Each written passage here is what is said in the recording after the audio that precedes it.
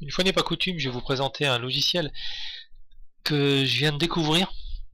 Vous connaissez peut-être pour certains d'entre vous. Ça s'appelle Flux.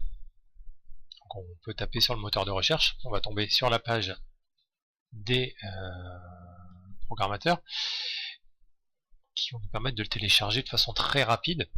C'est vraiment pas très gros. Ça va pas prendre beaucoup de place sur vos systèmes d'exploitation.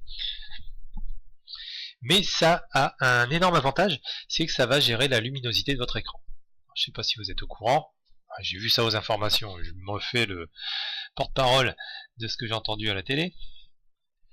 Donc voilà, la lumière que vous voyez, qui est diffusée par vos lampes, par l'extérieur, on la ressent de façon plutôt blanche ou plutôt jaune, mais en fait elle est composée de, et ça vous l'avez vu en physique, d'un spectre lumineux qui va du violet, enfin de l'ultraviolet qui est invisible jusqu'à l'infrarouge qui est invisible aussi pour nous, et qui se décompose comme ça. On le voit généralement quand on voit un arc-en-ciel, c'est la diffraction finalement du signal lumineux sur une flaque d'eau par exemple, sur un point d'eau, ou à travers une pierre, ou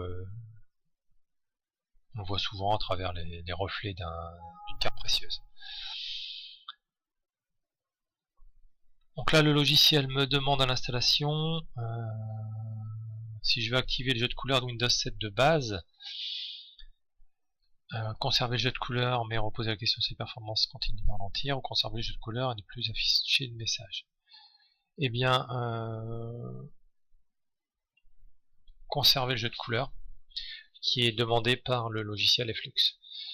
Donc ce spectre lumineux nous arrive dans les yeux, passe par la pupille, par le cristallin, la cornée, pour atteindre votre rétine, ici, et communiquer l'information par le nerf optique jusqu'au cerveau. Alors le souci de... Où est-ce que je vais en venir? C'est que le spectre lumineux diffusé par vos écrans d'ordinateur et vos téléphones portables sont très lumineux et donnent majoritairement une lumière bleue. C'est la lumière en fait finalement qui se diffuse le mieux, mais c'est aussi celle qui est la plus violente pour votre œil. Donc du coup, vous en plus à 14 ans, vous êtes assez fragile au niveau de votre cristallin avant 14 ans, et cette lumière bleue peut créer des dégâts irréversibles sur votre cristallin et à long terme sur la rétine, comme par exemple la fatigue visuelle, si de temps en temps vous avez les yeux qui piquent, les yeux qui pleurent, etc. Ou alors, pire que ça, une dégénérescence maculaire, une DLMA, qui va entraîner des dégâts irréversibles sur votre œil. Vous avez peut-être quelqu'un dans votre famille qui est atteint de DMLA. C'est une maladie qui est irréversible et qui porte des dégâts sur votre système optique. Surtout si vous avez des gens dans votre famille qui ont été sujets à cette maladie. Donc le but de ce logiciel, ça va être de limiter justement cette lumière bleue qui arrive dans votre œil, et surtout à certaines heures de la journée où il n'y a plus beaucoup de lumière ambiante, mais que votre écran donne beaucoup de luminosité. Alors ça va se passer comment? Ça va se passer à l'installation. Nanana. Hop. Alors est-ce qu'il est mon Flux? On va installer ou pas? Je relance l'install.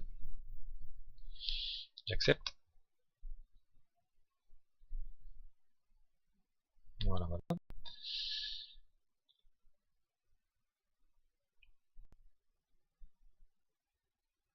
Donc alors pour ceux qui sont plus sensibles à cette problématique, il existe carrément des lunettes qui filtrent ce bleu et qui va filtrer le bleu, qui va laisser passer certains bleus qui sont bons pour le moral et pour la santé, et couper la chic à des lumières qui vont vous embêter la rétine.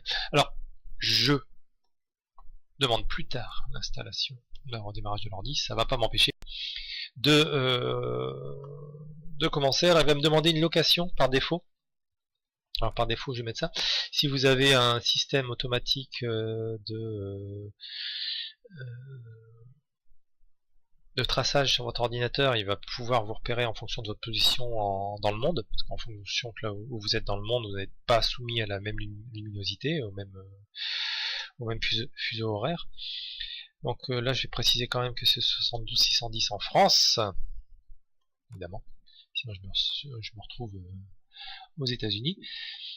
Et nous y voilà dans notre fameux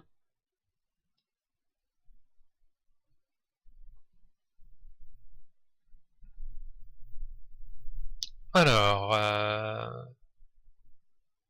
fameuse région. Voilà, actuellement donc nous sommes situés à ce moment-là de la journée, là où le soleil est en haut. Hop. Là normalement votre là on voit la ligne de luminosité de votre ordinateur qui va baisser au fur et à mesure de la journée. Là la luminosité est en haut, donc pas trop de problème, on va baisser juste la luminosité à 6500 Kelvin.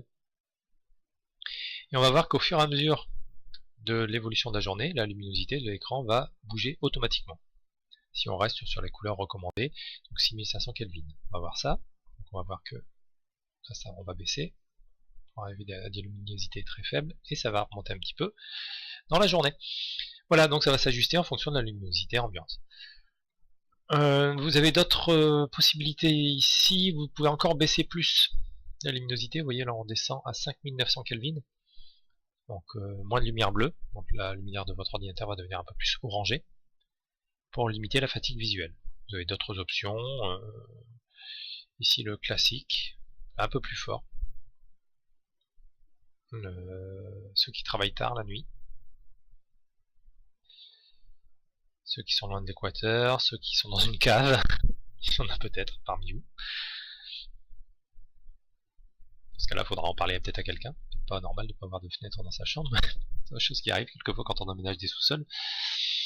N'hésitez pas dans ce cas-là à prendre l'air un petit peu plus souvent.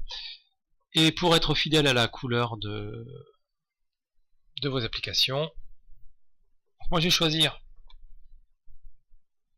parce que je suis sensible, une baisse de la fatigue visuelle.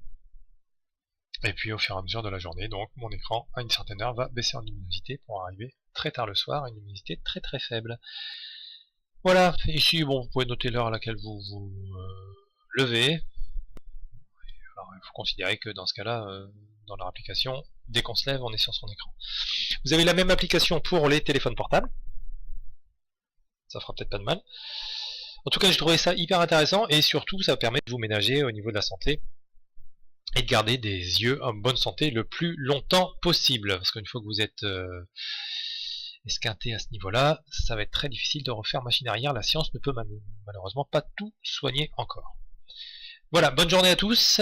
Allez quand même prendre la luminosité réelle de l'extérieur. Mettez vos lunettes de soleil, s'il fait encore beau, si vous avez la chance. Et si vous êtes beaucoup devant vos écrans, limitez la luminosité de votre écran. A bientôt.